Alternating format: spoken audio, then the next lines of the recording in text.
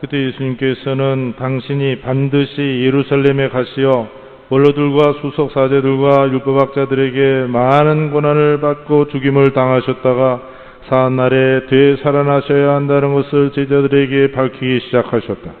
그러자 베드로가 예수님을 꼭 붙들고 반박하기 시작하였다. 맙소사 주님, 그런 일은 주님께 결코 일어나지 않을 것입니다. 그러나 예수님께서는 돌아서서 베드로에게 말씀하셨다. 사탄아, 내게서 물러가라. 너는 나에게 걸림돌이다. 너는 하느님의 일은 생각하지 않고 사람의 일만 생각하는구나. 그때 예수님께서 제자들에게 말씀하셨다. 누구든지 내 뒤를 따라오려면 자신을 버리고 제 십자가를 지고 나를 따라야 한다.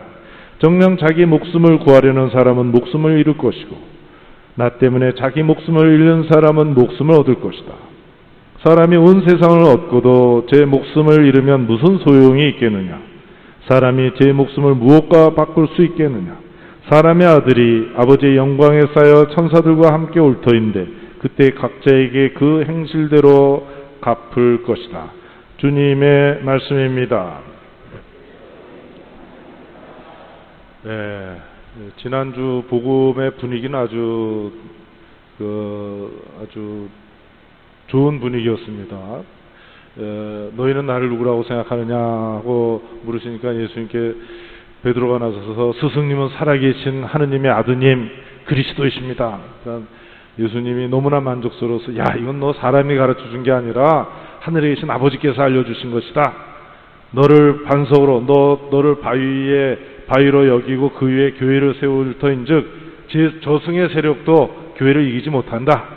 그래서 우리가 세례성사로 교회 안에서 새로 태어나고 또 고해성사 받으면서 모든 죄를 용서받고 또 성체성사 통해서 주님의 몸 영원한 생명의 양식을 주님을 우리가 받아 모시고 또 성사 밖에 우리 모든 교회 활동을 하면서 신앙 안에서 주님 이렇게 우리 주님의 생명을 받아서 이렇게 누리고 있죠. 자, 그리고 이제 천국의 열쇠는 하느님이 갖고 계시는 건데 베드로에게 내가 이 천국 열쇠를 너에게 맡길 터이니 땅에서도 매이면 하늘에서도 매여 있을 것이고 땅에서도 풀면 하늘에서도 풀려 있을 것이다.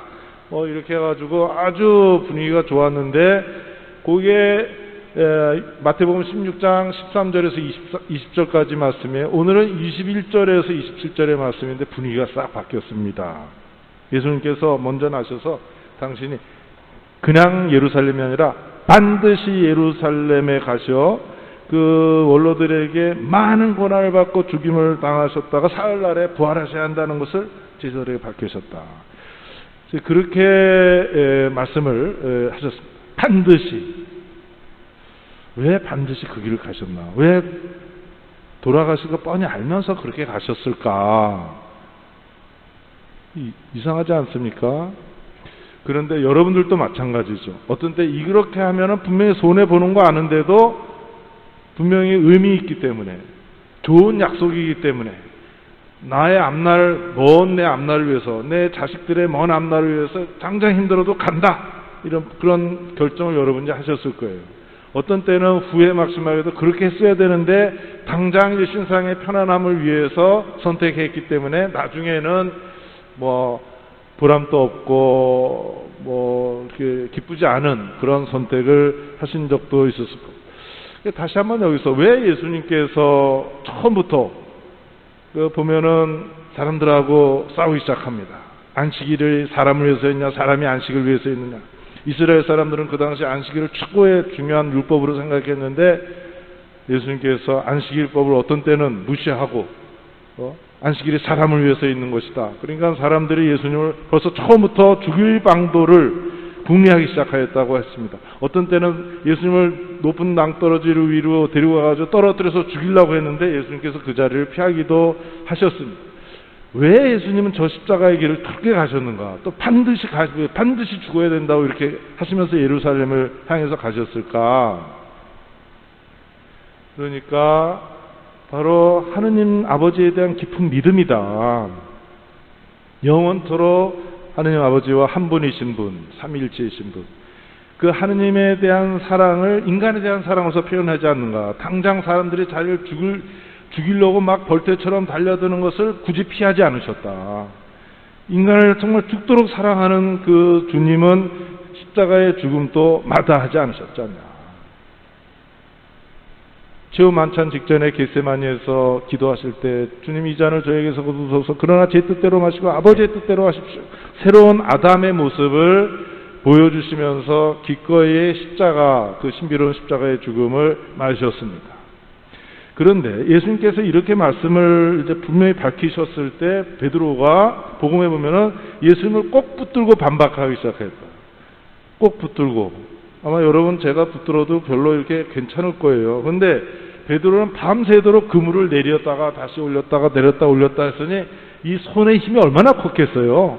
이 팔의 힘이 얼마나 컸겠습니까. 이걸 꽉 붙들었으니 예수님이 얼마나 아팠겠어요. 막 멍이 많이 크게 들었을 거예요. 그리고 복음서는 분명히 말하고 있습니다. 반박하기 시작하였다.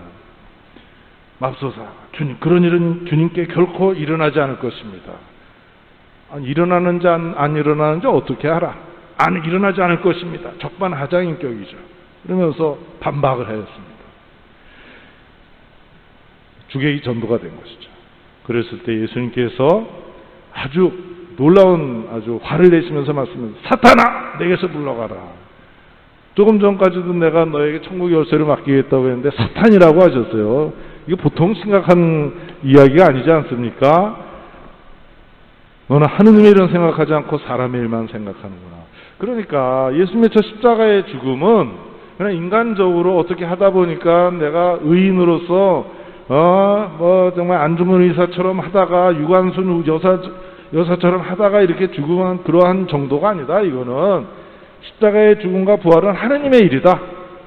하느님께서 하시는 일이야. 이거는 하느님 아드님으로서 기꺼이 여기에 참여하시면서 숨을 거두시고 저승에 가셔서 지옥에까지 떨어졌지만 하느님 아버지께서 부활시키시고, 그래서 예수님만이 아니라 예수님을 믿고 예수님과 하나 된 우리도 부활의 길에 들어서게 하는 그 하느님의 일, 그것이 오늘 우리들 안에서도 그대로 이루어지고 있지 않습니까? 세례를 받고 그리스도와 함께 죽고 그리스도와 함께 부활하는 삶을 우리가 살고 있지 않는가. 자, 이제 예수님께서 말씀하십니다. 누구든지 내 뒤를 따라오려면 자신을 버리고 제 십자가를 지고 나를 따라야 된다. 어디까지 가자는 거예요? 자기 십자가를 지고 어디까지 가요? 그냥 십자가에서 끝난다면 나부터 안 가요? 아니, 고생하는데 고생하는 걸로 해서 실패로 끝난다고? 그런데 이분이 부활하셨다는 거예요. 부활하신 예수님을 우리가 뒤따라가는 것이다. 그래서 예수님 승천하셨다. 표현이 승천, 우리 주님 승천대축일, 성모 승천대축일 달 그 승천에 대해서 또 생각해 봤습니다. 그 표현에서 말하는 거, 우리가 하느님처럼 되는 것이다. 우리가 하느님의 아들, 딸로서 그것이 완전히 눈에 보이게 실현되는 것을 말하는 것이다. 우리가 거기까지 가는 것입니다. 그런데 자신을 버리고 자기 십자가를 지고 따라야 된다. 어떻습니까? 저도 저 자신을 버리고 싶지 않아요. 나를 그냥 붙들고 싶어.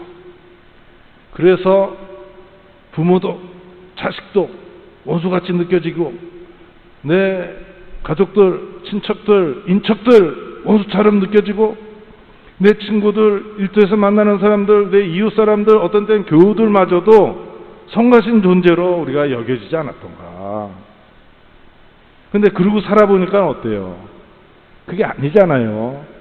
나를 붙들고 나를 확인하려고 하니까 그 다음에는 더 고통스럽고 삶의 아름다움도 전혀 없고 더 어두움을 느끼고 더 불행하게 느끼지 않았습니까, 여러분들이? 그래서 여러분들이 이게 주님 말씀 맞구나, 아멘 하고 우리 여기 나와 있지 않습니까? 자신을 버려야 된다. 자신을 확인하려고 하지 말고 자기를 잊어버려야 된다. 자기를 지워버려야 된다. 그러면서 내가 가족들, 내 이웃들, 내 친인척들, 또 우리 교우들마저도 얼마나 어떤 때는 저 교우만 없으면 내가 천당 딱 지금까지도 그냥 가는 건데 저 사람 때문에 내가 자꾸 고해성사분해 라고 여기는 경우도 있지 않냐. 우리가 자기에 대한 연민에서 어떻게 해서 벗어날 수 있는가. 네, 요즘 크게 얘기하죠. 내 문제라서 그래요. 더더구나 독신으로 사니까 계속 나만 바라보게 되는 것 같아요. 그러다가 보니까 꼬꾸라져요, 보니까. 근데 저만이 아닐 겁니다. 여러분들도 마찬가지예요. 말을 안 할 뿐이지. 자기 연민에서 벗어나야 된다. 하느님 자기를 완전히 버리고 우리에게 올인하지 않았냐. 하느님이 인간에 대해서 죽기까지 하고 그래서 부활하시면서 우리를 부활의 생명, 영원한 생명으로 초대하고 있지 않는가. 우리도 자신을 버려야 된다. 저는 저에게 있어서 우리 부모님들 보면 그 기억 속에 남는 거예요. 정말 모든 것을 다 희생하고 자식만을 위해서 살아간 그 모습이 그래서 내 마음속에 지금도 살아있어요. 그분들 돌아가시지 않았어요. 10년 더 넘는 전에 장례를 치렀지만은 지금 살아있다 분명히. 왜? 자기를 버렸으니까. 제가 그걸 어떻게 내가 본받을 수 있는가. 저도 항상 개인적으로 저는 그걸 항상 염두에 두고 살아가고 저를 확인하려고 했을 때 항상 그 다음엔 또 고통스럽고 후회스럽고 당장은 하고 싶지 않지만 자기를 놓아버렸을 때 그 다음에 기쁨으로 다가오지 않는가. 나와 내 가족, 우리 시민사회가 또 우리 교회가 그렇지 않는가. 이제 나의 십자가, 나에게 인연으로 다가온 사람들 다 인연 아닙니까? 내 부모를 만난 것도 하느님이 나에게 맺어준 인연이고 내 자식을 만난 것도 하느님이 나에게 맺어준 인연 아니냐. 모든 것이 다 인연 아닌가. 발음 잘해야 될 것 같아요. 인연 전연하는 전연이 아니고. 그래 그곳에서 내가 내 십자가를 내가 져야 되지 않는가. 그거를 놓아버리고 내가 십자가를 지려고 하지 않고 내 그 고통을 피하려고 할 때 뭐가 남는가. 우리 자신을 한번 돌아봅시다. 주님 말씀을 따라서. 자, 그러니까 내가 인연 속에서 만났던 사람들, 만나고 있는 사람들 위해서 우리 주님의 모범을 따라서 사랑하는 마음으로 사랑하기 때문에 기꺼이 우리도 십자가를 지고 가자. 바로 내가 만나는 그 내 인연 속에서 살아가는 사람들 가운데서 과연 하느님의 뜻이 과연 무엇인가?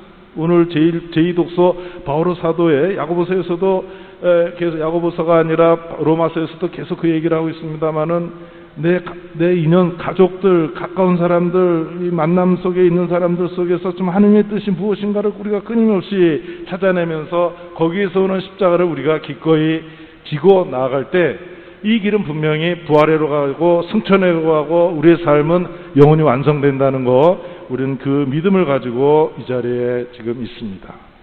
오늘 주님께서 우리에게 이르시는 말씀, 당신의 발자취를 우리에게 확인시켜 주시면서 우리를 참다운 행복회로, 우리 인생의 완성회로 초대해 주고 계십니다.